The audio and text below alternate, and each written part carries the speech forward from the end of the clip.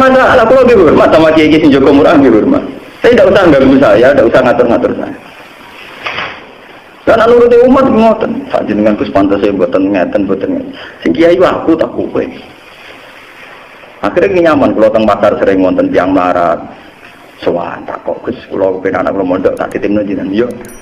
Sowane kapan? Ya kapan-kapan anak mon berangkat ngaji ora ana aturan. Barang apik ora ana aturan temen. Barang apik mesti bener ora ana aturan. Nah barang apik iki aturan malah keliru wae. Nah kula ora sandere gak ora barang apik ya ana aturan. Ora ana Quran barang apik nganggo napa? Aturan. Sesuai apik salat jamaah Jumat apik makmum mak matur dhewe kiai ini asal mboten dadi makmum. Barang apik ora ana aturan. Paham? Barang apik dijo pangestu. Sesuai nak makmum kok nak matur teh, angkat boten kula dadi napa? Waktu kali model kiai kuno, pe makmum diplek imame. Yo pakai kuno ora ono. Nah ana salat pun paris. Makmum kepen makmum cara kok aja wis. Nah, iku pakai kuno. Banyak imam. Itu pakai kuda, orang-orang kitab, orang-orang kitab, orang-orang dari alasannya penting imam siap niat jadi nopo imam. Tapi kati kerja itu pokok tapi ya karwan orang mau waper nih.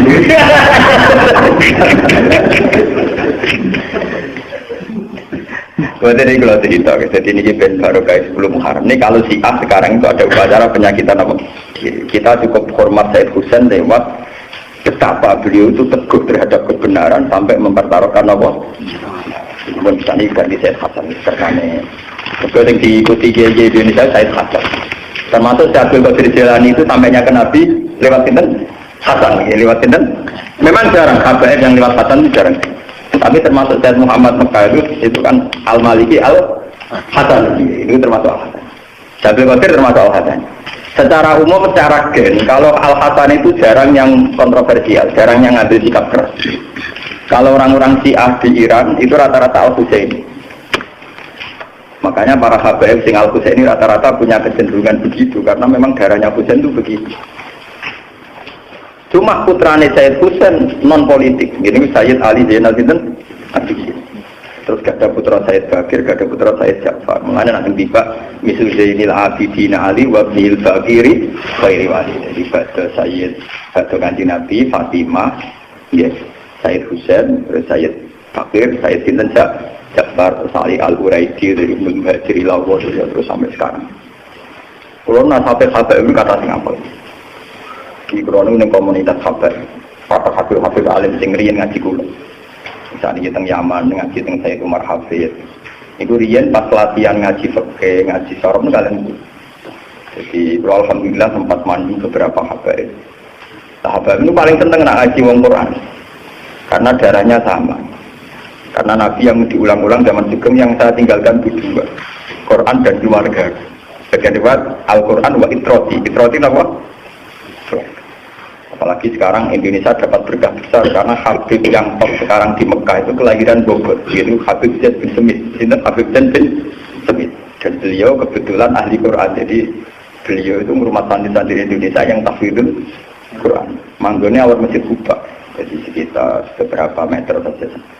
Saking Masjid Putih Kuba. Dia kelahiran Bogor, terus urip teng Mekah ngantos sana. Habib Zaid bin Semit. Kebetulan lagi ulama besar di Mekah Sayyid Muhammad Alawi, sekarang digantikan Sayyid Ahmad. Dia banyak yang istrinya dari Indonesia. Jadi ada zuriyah beliau yang ibu Indonesia. Artinya terhubungan secara kultural itu kita masih punya sanad-sanad karena semi-semi berdarah Indonesia. Cuma nanti ibu yang ibu ini. Ini penting kalau aturakan karena untuk menjaga apa ya, semacam keterpisahan antara habaib dan non habaib. Sekarang itu jadi diskursus. Banyak habib-habib yang merasa bahwa mazhabnya paling benar, padahal kadang dekat Syiah. Lagi yang anti Syiah mau kritik tidak berani karena itu habib. Itu kan repot. Sebetulnya tidak ada begitu. Para habaib sing alim-alim itu ya berkawan dengan kita, ya orang-orang kita. Ya cuma kadang karena tidak ada komunikasi, tidak ada masa lalu, sehingga seakan-akan terpisah. Tapi kalau alhamdulillah sebagai ulama itu menjaga hubungan baik, pertama Habib senang ngajinya sama saya, belajarnya fikih sama saya. Sampai ketika kiaman, dia surat-suratan kalian pulau, termasuk kalian saya Umar Hafiz. Kemarin saya pas di Mekah, April itu ya ketemu saya Ahmad. Di sama beliau saya juga dikasih sanad mutlak tentang sanad habaib sampai sanad hak ulama sampai sanad sebagai ahli Quran. Jadi kalau sana ini ada sanad mutlak saking Said Ahmad bin Said Muhammad Alawi. Ya kalau mereka kan orang-orang alim tentu, jadi gampang ini antar orang alim ketemu saja gampang. Orang bulat berapa tuh? Jadi sama itu mazhabnya Said Husain ini. Sekarang kalau foto tentang mazhab Said Hasan. Sing halaman kira Pak Fuad 24 apa? Mun kula waca iki sumakola amma ba'dun 249. Ketemu sok 249. Fa inna abyatal kaisi at-taqiyyu. Wong paling pinter wong takwa. Fa inna abyatal kaisi at-taqiyyu. Wong paling pinter artinya wong takwa. Wa inna ahmakal kumki sak temene kumprung-kumprunge wong goblok-gobloke wong lu al-fujuri wong sesat. Wa inna hadal amralan sak temene iki lan perkara allazi rupane amar istalahu kang kula ya ingsun ing dalam amar. Ana ya ingsun wa Muawiyah lan Muawiyah. Niki rumono. Apa yang saya khilaf dengan Muawiyah sekarang? Imma kana haqqan li taraktuhu li Muawiyah iradata sholati hadil ummah. Mungkin Muawiyah sing salah, sing berak iku aku. Wes pakeno Muawiyah kabeh. Iradata sholati hadil ummah karena saya ingin umat ini baik-baik saja. Wahak nih dimaihim lan jogo bertumpahe darah umat. Itu yang dilakukan kiai-kiai ini. Bahwa bupati rapati sholat mengdolim saja ini cara kaidah Islam. Sing jadi bupati sing paling sholat. Tapi hakikatnya kan gak mungkin. Kelompok larang-larang di duit. Terus nanti duit kadang orang dijatah barang. Paham ya? Orang arah jadi bupati. Ya tapi misalnya wong soleh memaksakan jadi bupati, itu mesti orang pertumpahan. Ya. Mereka muridnya wong soleh wani mati. Jalan aku gawe gerakan orang kamu coba wani mati lah demi guru nih. Potongan-potongan wis urip ra jelas kan milih wani mati. Mbok krono loyal mbok dene perkara bingung pokoke nanti mau mati wani demi guru nih. Lah kok wong nakal wani mati demi ketua suku. Daripada mari geger dari sinten Hasan wis tak kena Muawiyah kabeh. Ira data sholati hadil umat wa habni dima. Nah, ini hebatnya Said Hasan. Mulanya ketika era Said Hasan diarani Amul Istimah, tahun persatuan. Mergo pemerintahan Hasan total dihapuskan, dilebur, melok bergabung pemerintahan sinten Muawiyah. Mergo nak ora bergabung engkau kubu-kuburan kubu Hasan tukaran dengan kubu Muawiyah. Wong kula nak termasuk canom, mestine kados kula idealis, milih bergabung. Artinya milih bergabung kan bertakwa inti Agus dengan organisasi paling seneng apa? Pokoknya NU Muhammadiyah. Karena dua organisasi ini sudah terbukti menjaga kestabilan umat di Indonesia. Artinya jadi mainstream pola keislaman ala Indonesia. Pola keislaman ala Indonesia itu arah NU ya nama Muhammadiyah. Meskipun di dalamnya ada perilaku-perilaku khas. Misalnya NU yang toreko khasnya begitu, NU yang fikih khasnya begitu, paham ya? Muhammadiyah yang PNS khasnya begitu, yang non PNS di dalamnya masih ada lagi aliran-aliran kelompok-kelompok kecil. Tapi itu tidak masalah. Secara mainstream kan NU dengan apa? Meskipun kadang kita ngakui fungsi kelompok lain, tapi nak nganti ulama gak melok mainstream repot. Misalnya ulama juga kerungu Nabi ku tahu semiran rambutnya terus ulama semiran, ayo bingung umat. Gusbah semiran cah gaul. Meskipun dia nak hadis semiran dia nak apa? Misalnya Nabi nganggu jubah. Ya, tapi masalahnya kalau kanyep bener di situ udah nganggu jubah udah darah di sunah rasul jangan apa kenapa? Kanyep bener pralor. Lu nak tempat ngomong ganteng ngomong ikhlas. Jadi Indonesia lucu ngomong. Kiai saling ganteng, kados guru-guru Mbak Mun, Mbak Dimyati darah ini pantas jubahan. Tapi nak ndak cilik pesek jubahan, wah koyo opo. Jadi wong Indonesia yo nakalan jubahan sunat jelas nganggo. Kalau berita enggak pesek jubahan, wong ora ngarah darane atau sunah Nabi. Karpe piye? Dia kan malah resiko, nglakoni sunah tapi marahi salah apa? Gak model ngono cara Said Husain atau ditinggal. Pokoknya barang-barang yang jadi polemik ning umat itu harus apa? Ditinggal. termasuk haknya beliau sebagai khalifah ditinggal di Kano Muawiyah. Iradata sholahi hadil ummah wa hakni napa gimana? Aw yakuna haqqan kana lir'in ahaqqa bihi minni. Fa fa'altu dzalik wa in adrila Allahu fitnatul lakum wa mata'an ila. Jadi walhasil niki penjaman ngerti ya. Sebab niku Sayyid Hasan Husain zaman Nabi Sugeng disebut anakku iki dadi pemuda pemandu swarga. Inna ibni hadza la sayyidu ahli jannah. Jadi nanti orang masuk surga itu kalau enggak dipimpin Hasan, dia dipimpin sinten? Husain. Yang dipimpin Husain tentu yang pakai metode-metode tadi. Yang dipimpin Hasan yang pakai metode-metode Hasan. Dan agama Islam hingga detik ini barokahnya dua metode. Ya, barokahnya dua metode. Lho nggih to. Umpama dhisik Demak Bintoro enggak bikin pemerintahan. Niki rumakno. Agama Islam hanya kultural, sing negara naisen resmi Nusantara iku Mojopahit.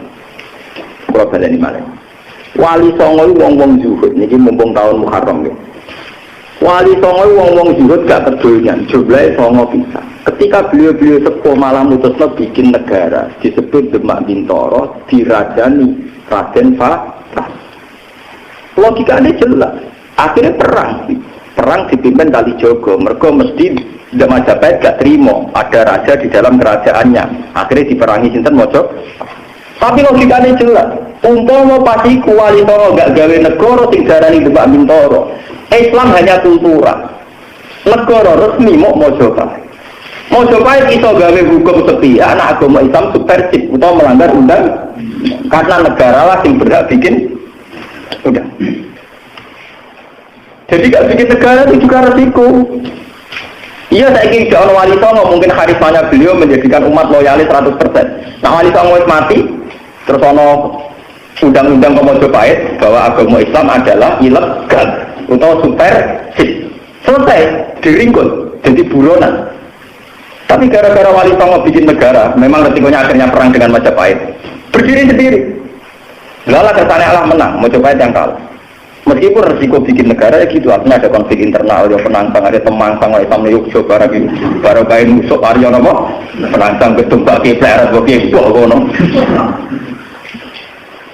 Nah ini kulo nu makili ke Pantura, teman makili kiai itu musuh nopo, Aryo nopo, cara sejarah. Tapi kan barokah. Barokahnya apa artinya? Saiki ono kesultanan, jadi mau kesultanan Islam, jadi kesultanan Ngayogyakarta. Umpama di Wali Songo nggak bikin negara, Islam hanya jaga kultural dan saat itu mungkin sekali dianggap agama ilegal karena masih minoritas. Itu pentingnya sebuah pemerintahan negara. Mungkin anti negara teman-teman ya keliru. Andai kan tidak ada DPR Islam yang parlemen, bisa saja diundangkan jalan pintas. Nanti jalan pintasnya tentu. Amerika kaya itu bukan karena orangnya pintar-pintar saja, tapi jual apa saja. Orang tahu semua di Nevada, Las Vegas jual perjudian, jual pornografi di Hollywood. Andai kan Indonesia jalan pintas, Bali itu dikayakan Nevada atau Hollywood, Batam dikayakan Hongkong itu kaya raya.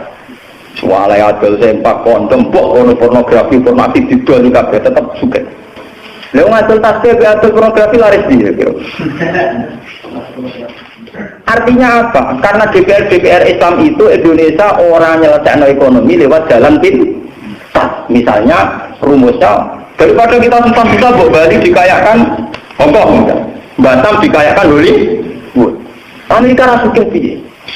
Madonna udah didol, CD fotografi nopo didol, majalah Playboy ya resmi legal. Indonesia orang tidak ilegal, nah jadi dua akeh resmi legal. Pokoknya lumayan, diputus ilegal terus lumayan. Nah jadi prakteknya di dua pirang. Iku baru kayak orang Islam sing gede. Tapi hormat temen yo keliru, sing keliru pirang-pirang. Ya biasa wae nyadari fungsi ini, tapi ora hormati biasa wae. Mungkin dihormati nganggo gaji, hormati barang. Tapi artinya apa? Lewat ngaji ini kita tahu fungsinya yang kayak Sayyid Husain dan fungsinya yang kayak Sayyid Hasan. Mungkin mau tuh bani peng nopo itu mau dia jadi kalau angsal hadis sambil maupun dari Sarah Imam Bukhari. Jadi kalau Ramadan itu yang baik 10 akhir itu 20 sampai 30. Tapi kalau Muharram itu yang baik 1 sampai nopo 10. Ya kalau kalian ini bulan suci itu kan 4 Dzulqa'dah, Dzulhijjah, Muharram, Rejab. Terus bulan istimewa tunggal Ramadan. Cuma kalau Muharram itu 1 sampai 10. Kalau Ramadan yang terbaik nomor 20 sampai nomor 3. Karena di tanggal 10 ini Allah menyelamatkan Nabi Musa dari kejaran Fir'aun. Di tanggal 10 ini Allah menyelamatkan Nabi Nuh. Dan di tanggal ini pula Nabi Ibrahim selamat saking kobaran api, saking Namrud. Jika rata-rata ulama punya tradisi meringati tanggal 10 nomor Muharram. Muka-muka alamat nomor di penderitaannya Allah Subhanahu wa ta'ala.